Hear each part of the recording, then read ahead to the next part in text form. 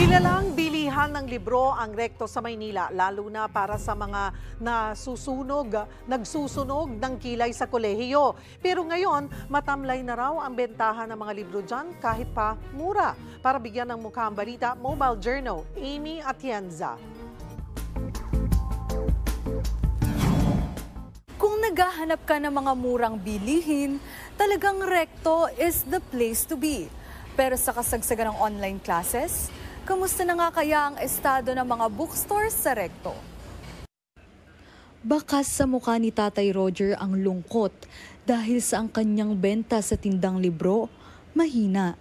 Kung noon nag-uunahan ang mga estudyante makabili lang ng libro sa Recto, ngayon dinadaan-daanan na lamang ito. Ang mga segunda manong textbooks na dating mabilis ma-sold out, tila palamuti na lang sa bangketa. Hindi namin akalain na biglang mababago. Nung natapos ang pandemic, biglang nabago. Ang daming hinanap na doon.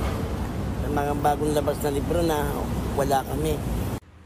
Sa 31 years na pagbebenta ng libro, bida niya na mura ang presyo ng bilihin sa kanila dahil madalas ay second hand na ang mga ito. Pero kahit sa murang presyo, hirap na rin talaga siyang makabenta. Minsan zero. Nag-aabono kami ganyan. Sa nangungutang. Nangungutang yung pangkain namin ganyan. Minsan naman, tama lang. Minsan kulang. Ang kakulangan sa customers, naging hinaing din ni Celia de la Cruz na 15 years nang may bookstore business. Ikagaya dati na 2015, kaya kong bumenta ng 10K, pinakababa.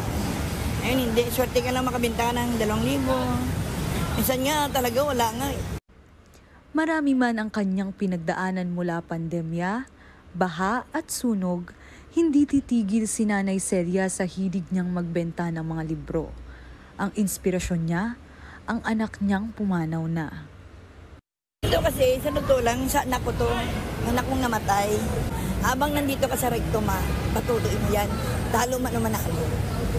Pero itong libro na to, na after graduate ko, 3 kapatid ko. Pag-graduate ko, 3 sila. Marami man ang naging pagbabago at hamon sa buhay, sana'y maging patunay ang kwento ni Tatay Roger at Nanay Celia na huwag magpapatinag at kapit lang. Basta ba't ginagawa mo ito? Dahil sa pagmamahal mo sa iyong pamilya. Mobile Journal, Amy Atienza po, hatid ang mukha ng balita.